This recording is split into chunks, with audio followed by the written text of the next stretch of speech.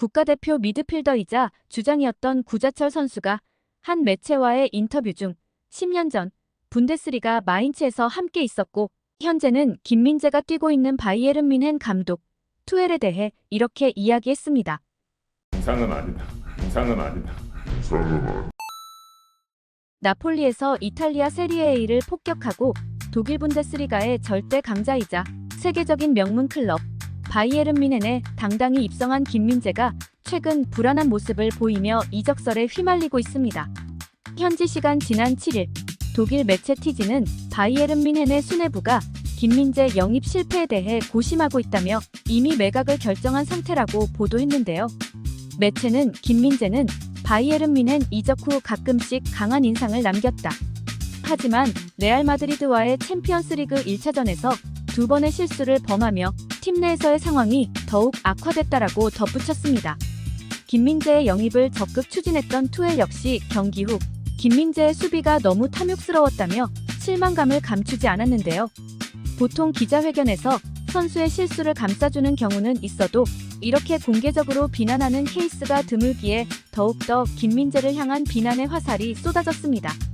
그런데 바로 하루 뒤 투헬은 다시 기자들 앞에서 김민재의 실수는 좋은 의도에서 비롯된 것이며 때문에 지나치게 비판하고 싶지 않고 지지할 것이라고 이야기했습니다. 하루 만에 전혀 다른 모습으로 카메라 앞에 선 투헬 감독을 향해 팬들은 이중인격 같다. 저렇게 감싸줄 거면 처음부터 왜 그렇게 비난을 한 건지 이해가 안 된다 등의 반응을 보였습니다. 사실 투헬 감독의 기행과 돌출행동 그리고 괴짜스러운 성격에서 발생했던 사고들은 너무나 유명한데요. 이번 김민재에 대한 발언으로 다시 한번 그의 과거 행적들이 주목을 받고 있습니다. 투헬에게는 무슨 문제가 있는 걸까요? 그리고 정말로 김민재는 뮌헨에서 방출되어 취업 걱정을 해야 하는 걸까요? 과연 둘 사이에 무슨 일이 있었는지 지금부터 알아보겠습니다. 안녕하세요. 특급 코리안입니다. 오늘은 국가대표 센터백이자 철기둥으로 대한민국의 수비를 든든하게 책임지고 있는 김민재 선수와 바이에른 뮌헨의 감독 투헬에 대해 이야기해보겠습니다. 시작하기 전 구독과 좋아요 감사합니다. 현재 바이에른 뮌헨의 감독인 토마스 투헬은 1973년생으로 한국 나이로 50살입니다.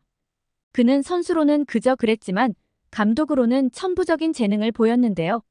이른 나이 은퇴 후 슈투트가르트 15세 이하 팀을 시작으로 감독 생활을 시작했고 9년 뒤 36살의 분데스리가 마인츠의 감독이 되었습니다.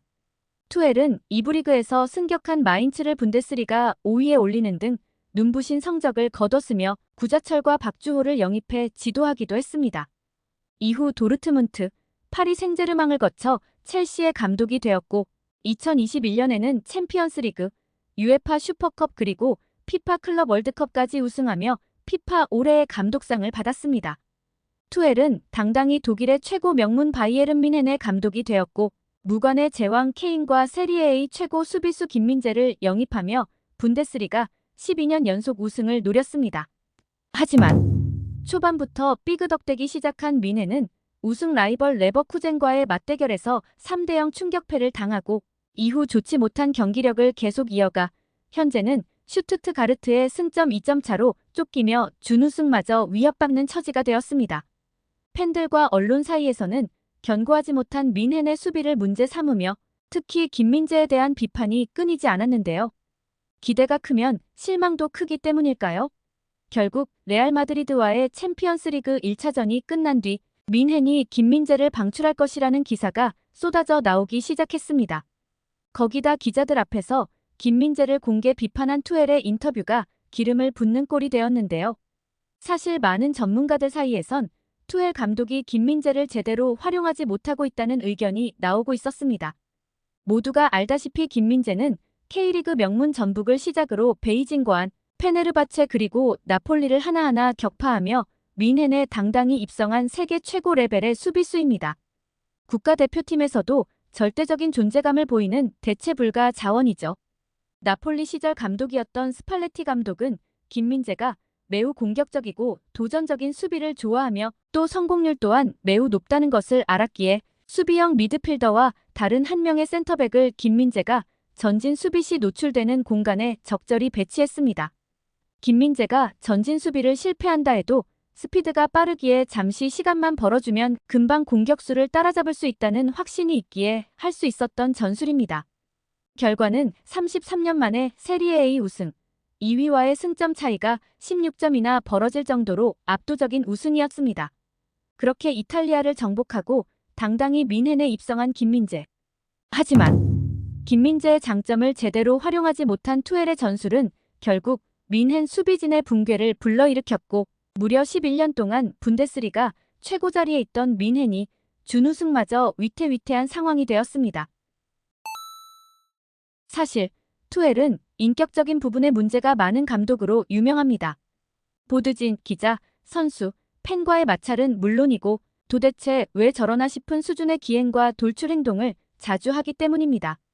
마인츠 감독 시절 하인츠 밀러 선수의 캐비넷에 붙어있는 가족 사진을 갈기갈기 찢어 화장실 옆 쓰레기통에 버렸고 도르트문트 감독일 때는 당시 소속 선수인 엠네모르가 훈련에 늦자 네 발로 기어다니도록 지시하기도 했습니다.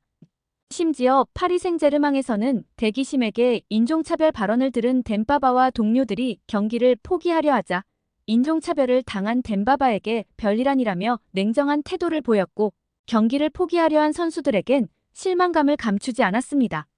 3월 31일에는 레버쿠젠의 우승을 미리 축하한다는 인터뷰를 해서 민헨 팬들의 분노를 샀으며 팀 분위기에도 엄청난 악영향을 주는 등 프로의식이라곤 전혀 찾아볼 수 없는 모습을 보였습니다.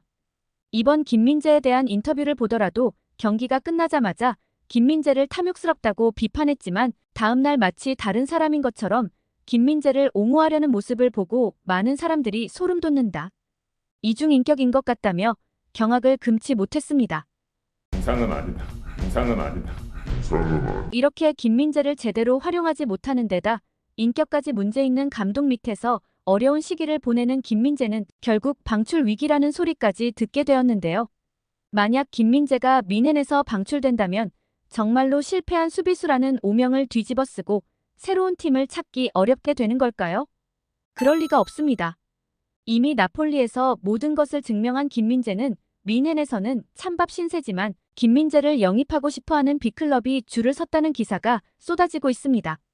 나폴리에서는 김민재를 다시 데려와서 한 번 더 우승을 해야 한다는 팬들의 요구가 쏟아지고 같은 세리에 A 빅클럽 유벤투스는 김민재가 나폴리에 있을 때부터 꾸준히 관심을 보였으며 이번 기회에 꼭 김민재를 영입해 우승하겠다는 의지를 불태우고 있습니다.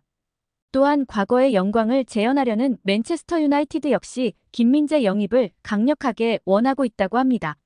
확실히 세상에서 제일 쓸데없는 건 연예인 걱정, 재벌 걱정 그리고 김민재 걱정인 것 같습니다. 오늘 준비한 소식은 여기까지입니다. 여러분이 생각하는 김민재 선수의 장점이나 좋아하는 점을 댓글로 남겨주세요. 김민재 선수를 응원하는 마음으로 특급 코리안 역시 응원해 주시길 부탁드립니다. 구독과 좋아요는 언제나 감사합니다. 오늘도 행복하세요.